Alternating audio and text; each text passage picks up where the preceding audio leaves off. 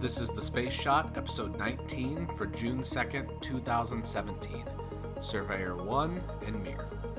Hey everyone, welcome to The Space Shot, your daily space history, pop culture, and news fix. I'm John Molnix. On this day in 1966, Surveyor 1, the first spacecraft launched in the Surveyor program, landed on the moon. Over the course of its life, Surveyor 1 studied the lunar surface and took thousands of photographs with its TV camera, giving scientists an unprecedented look at the lunar surface. On May 30th, the mission lifted off from Launch Complex 36, the site where Blue Origin is due to start flying missions from in the 2020s. The Surveyor series of landers were designed to prove it was possible to land on the moon. At the time, some scientists believed that the lunar soil would swallow up any spacecraft that touched down. Thankfully, this wasn't the case, and the Surveyor landers provided valuable insight into the soil composition and strength of the lunar surface.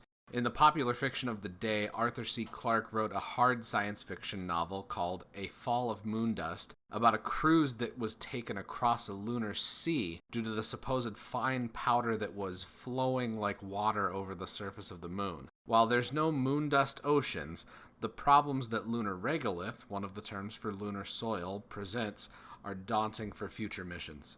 During the Apollo missions to the moon, astronauts found that the dust could give them everything from hay fever to issues with scratching on their faceplates when they would go to wipe down the visors on their spacesuit helmets. The corrosive nature of the lunar regolith also wreaked havoc on the spacesuits, damaging fabric, fouling seals, and scratching everything in sight. The long-term effects of the sharp lunar dust being inhaled into the respiratory system aren't fully known yet, but it's one of many problems that would have to be solved before astronauts are able to either go back to the moon or onto Mars. Surveyor 1 only carried a television camera and sensors that were used to detect the force of landing when it did the first soft touchdown on the surface of the moon. Later Surveyor missions would carry scientific instruments, and these missions were flown with enough frequency that they were able to be iterative in nature, allowing for the testing of new and yet unused technology during the development of the Surveyor program. This isn't the last time we'll talk about lunar regolith. I plan on diving into that powdery subject the next time we talk about Apollo and other missions to the moon. The last piece of history for this episode is that on this day in 1998, STS-91, the final space shuttle mission to the Russian space station Mir, was launched from Launch Complex 39A. This final Mir mission was flown by the space shuttle Discovery and had a crew of American astronauts and one Russian cosmonaut. STS-91 marked the end of Phase 1 of the International Space Station program. Phase 1 was being used as a proving ground for procedures that would be used in Phase 2, which was the actual construction of the International Space Station. The Shuttle Mir program was successful in a number of ways. It helped American astronauts stay in space for nearly 1,000 days, breaking numerous duration records for American spaceflight.